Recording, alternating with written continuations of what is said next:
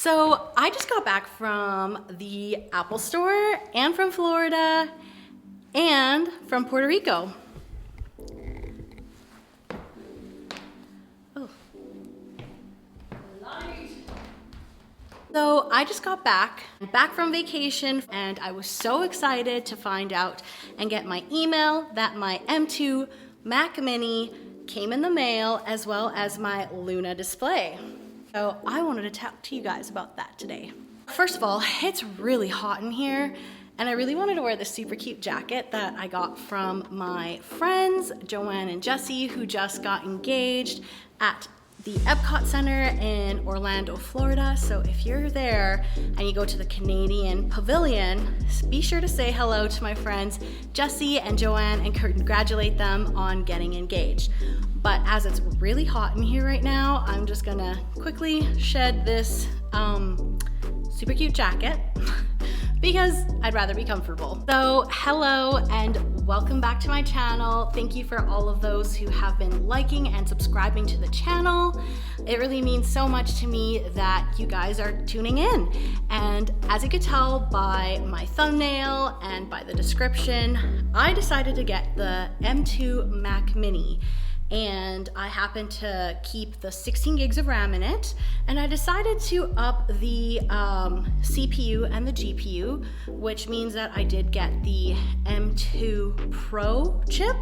This version of the Mac Mini was about $500 cheaper than the Mac Studio, and as somebody who has a really hard time making decisions, I was really toying back and forth between just spending the extra money and getting the base Mac Studio, because the base Mac Studio gives you the 32 gigs of RAM, it gives you the 10 CPU and the 24 GPU, as well as the SD card reader and obviously a better fan. This past year, I have really just been challenging myself to purchase the things that I need versus the things that I want. And a quick little disclaimer here, I am not a tech person at all. I'm just an everyday girl who owns a photography studio and is a photographer and was in the need of upgrading my computer. So I was editing on a 27-inch iMac. I had only 8 gigs of RAM in it for quite a few years, and then a friend of mine at the Apple Store had told me that I could just pop the back open of the computer and put more RAM in it. So I did end up upgrading to 32 gigs of RAM. And that was probably within the last year. Yes, it did make the computer a little bit faster. The computer has done very well for me. I've had it for 10 years and it's just starting to get really slow and bogged down, as well as it's having a hard time opening up Photoshop, saying that I don't have the proper graphics card. So I am on the hunt for a new computer. In my last video, I had showcased that I had actually just purchased the 24-inch iMac, and that was about 3 days before the Mac Mini M2 came out, and obviously nobody knows when these things are gonna drop. So I had spec'd out the 24-inch to 16 gigs of RAM with the 1 terabyte. However, it only had the 8 CPU and the 8 GPU. And as you could see by my last video, when I went and used Aftershoot, which is an AI culling program, it still took the computer about 21 or 24 minutes. I'd have to go back and rewatch the video to see how long it took, but it still took, to my surprise, it took a little bit longer than what I thought it should take. And so I decided to return it and order this other Mac Mini. And so at first I was so excited with the Mac Mini that I had spec'd it out to the 32 gigs of RAM, the 1 terabyte of storage, and the upgraded CPU and GPU. And then at the checkout, the Mac Mini actually came out $75 more than the Mac Studio. So of course I spent countless hours just watching other YouTubers about their experiences with the Mac Studio as well as the Mac Mini, and I decided to get the Mac Mini, keep the 16 gigs of RAM, because after doing a lot of research, I headed to the Adobe website, where their website states that you need a minimum of 8 gigs of RAM and that 16 or more is recommended. And I decided to up the GPU and CPU. Don't ask me what a GPU is or what it stands for or whatever, but apparently makes exporting so much faster. I did decide to go with the 1 terabyte of storage because a lot of my other research had shown when you have more storage on the hard drive, it also helps the programs move a little bit quicker. And by the time you get a third party, there's a I don't know if I'm saying it right, but the Satoshi dock, which has the SD card reader on the front, as well as some extra ports, that is about $100 upgrade. And then if you wanted, it also comes with a built-in little thingy where you can put extra external storage. So if you want to bump that up to a terabyte on there, that's going to be an extra at least $100. And then the actual Satoshi there is $100, whereas just getting the extra storage to upgrade to the 1 terabyte was $250. So that's why I went that route. And basically what this Luna display is going to do is, apparently it's going to allow me to use the hardware of my Mac Mini, but then repurpose my 27-inch iMac as the monitor, as well as if I ever wanted to have something a little bit more portable. This will also allow me to reuse my iPad as the monitor for my Mac Mini M2.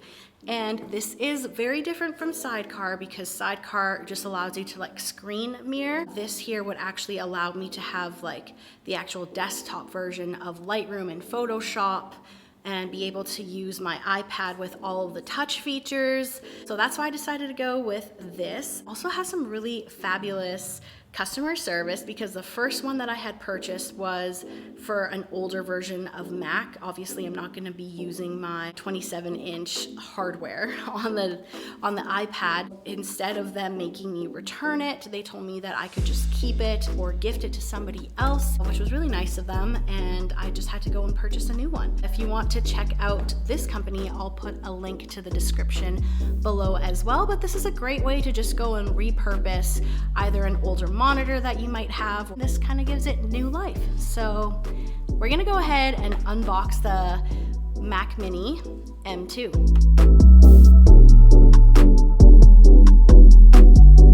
Okay, so I've got the Mac Mini M2 already set up and it's plugged into the iPad. I'm gonna go ahead and start calling the exact same photos that I did on the other computer. I'm gonna keep all the settings the same.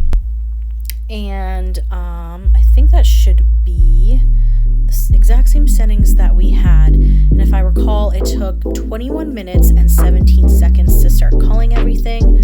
So we're going to go ahead, call this, and see how long it takes for the Mac Mini M2. In the meantime, I thought that I would give you a quick little preview of how this Lunar display is working. As you can see, I am currently on the iPad OS, and it's pretty simple. All I have to do is click the Luna app, and I've got the desktop version of Lightroom. I can scroll pretty quick in real time. This is a unedited family shoot, by the way, but it's pretty quick. It's pretty responsive. I'm just quickly going to go and pull up some photos that I had of myself that my friend Gabrielle took. And as you can see, this Luna display doesn't really have any lagging because I have it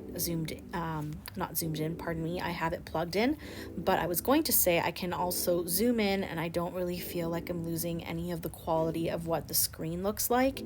And it's pretty easy. I can just get out of the app, use my iPad OS, and I'm back to using the iPad as normal. So it's a really cool tool. Hooey! Okay, well, I feel a little bit exhausted because I'm not a tech person, and I feel like that took me quite a bit of time to figure out how to set up the iPad to the Mac Mini.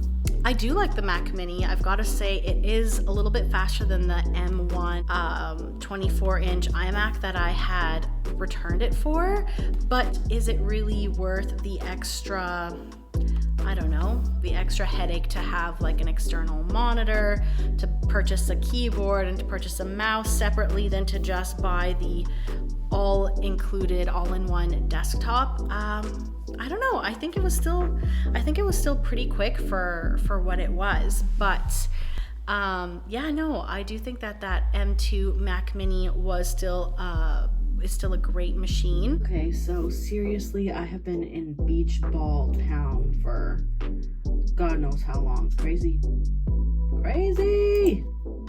And restarted the computer.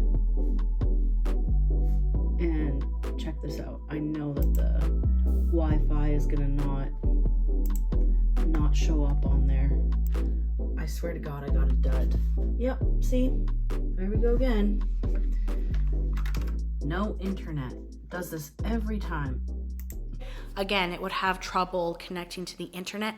And then the beach balls. Guys, I saw beach balls like nobody's business. And I wasn't even trying to like break this machine, or I wasn't even trying to do anything crazy. Like I literally had like Photoshop, Lightroom, Activity Monitor on, maybe like one browser open on Safari, and the beach balls were insane.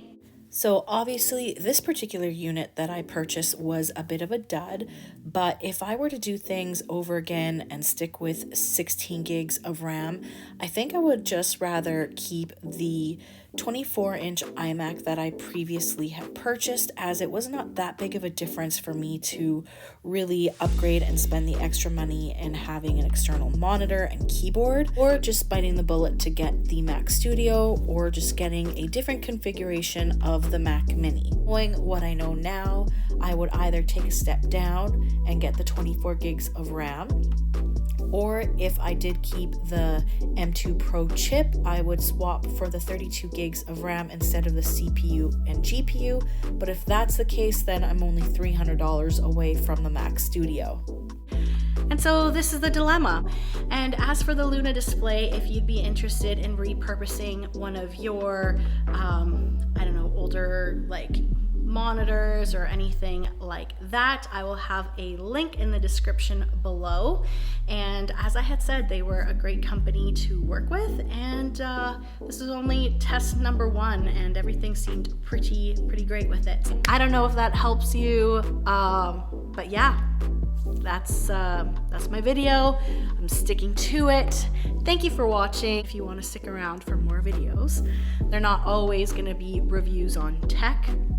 This is just like a once in a blue moon type of thing, because like I said, we photographers or videographers, we need some sort of device to do our editing on. So until next time, don't forget to like and subscribe.